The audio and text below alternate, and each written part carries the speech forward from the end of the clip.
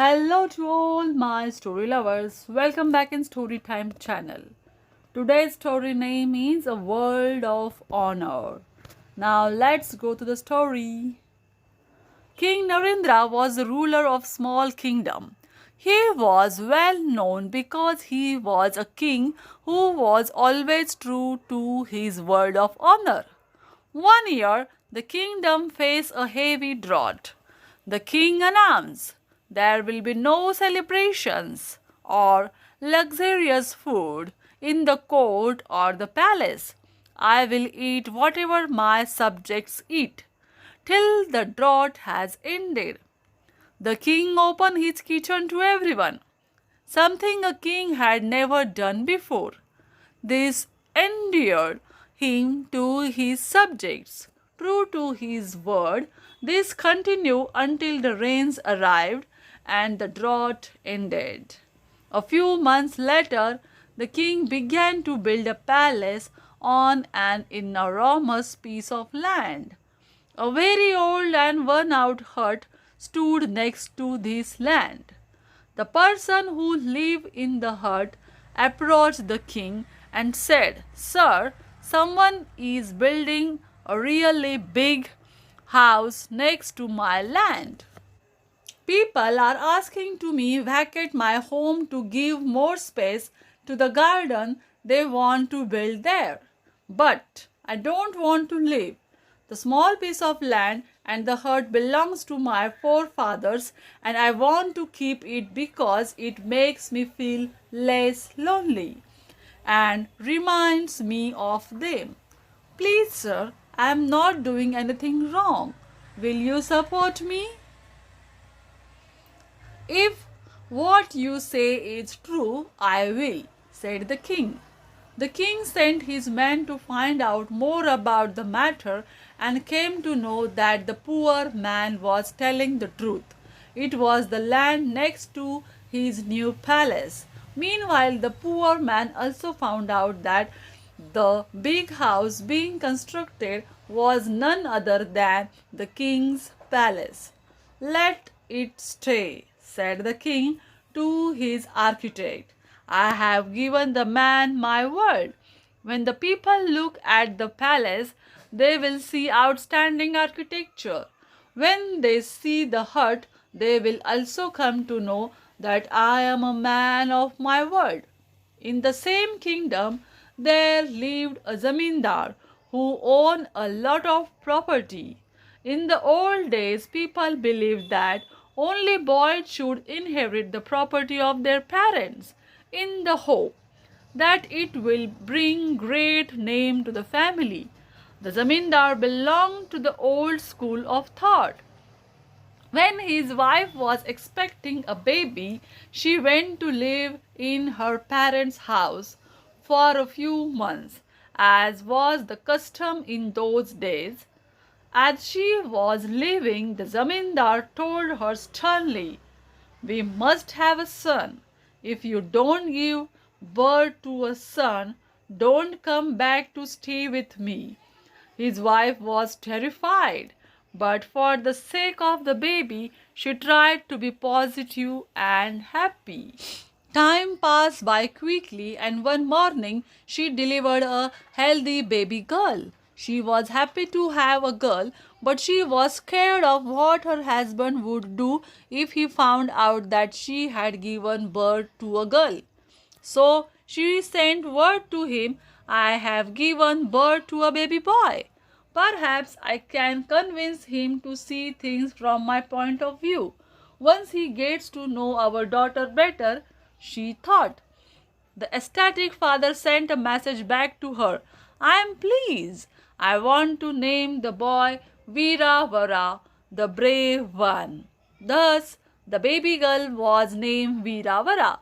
Her mother helped her keep the secret, and so Veeravara grew up as a boy. She knew that she would have to keep it a secret that she was actually a girl, or face her father's wrath. She wore boyish and loose clothing and got all the necessary education fit for a boy in those days. She was outstanding in archery and horse riding and everyone around her, except her mother, thought she was actually a boy. 2 decades pass. When Veeravara was going to another town for work, she had to pass through a forest. There she saw a man attacked by a lion. Though the man was fighting back, she knew the needed help. So she leaped to action. She rode her horse towards the man, picked him up quickly, and rode away from the lion. When she stopped the horse, she realized that the man was wounded badly. He told her that he was the King Narendra. He had gone to the forest to hunt with his soldiers and had lost his way when he ran into the lion. Quickly, Veeravara brought him back to his palace, handed him over to the royal guards, and galloped away. When the king was in better health, he invited Veeravara to come to his capital as his personal guest. He wanted to thank her for saving his life. Reluctantly, Veeravara agreed since she could not disobey the king's wishes. When she stayed at the palace, the king realized that Veeravara was good at everything she did. The king had a sister called Chandrika, who was stunning and marriageable age. He thought Veeravara is brave and courageous. He may not be a prince, but he is a good man. I would like my sister to marry him. The king called Veeravara's parents to discuss the idea. The mother was aghast, but she couldn't reveal the truth to the king. So she said, "Sir, your sister is a princess, and we are ordinary. Besides, we must ask Veeravara's opinion too. He may not want to get married right now." Her dominating husband, however, stopped her. He said, "There is a rare opportunity, sir, where luck has come to us on her own. Our son is handsome and good warrior. Unfortunately for him, he was born in my family. Otherwise, he is fit to be a royal. I have no objection at all. This marriage has my blessings." Thus the wedding was fixed. When Veeravara heard the news, she was dumbstruck. But she knew that she didn't have a choice. "May I spend some time with your sister to understand her thoughts and expectations?" she asked the king. Princess Chandrika had been Veeravara a few times in the court. As a young woman, she was enchanted by the warrior. When her brother had suggested her union with Veeravara, she agreed happily. The king replied, "I know my sister and she agrees with my decision. However, you can spend some time together in the royal gardens if she is willing." Chandrika found Veeravara's request to be an unusual one, but she was happy to spend some time with him and agreed to the request. Veeravara met Chandrika at the royal gardens and said, "A princess like you is probably not a good fit for a commoner such as me. I cannot bestow upon you the comforts of a royal family in my house, and I do not want to stay here in the royal court forever. I think wise decision would be to refuse to marry me." Chandrika smiled.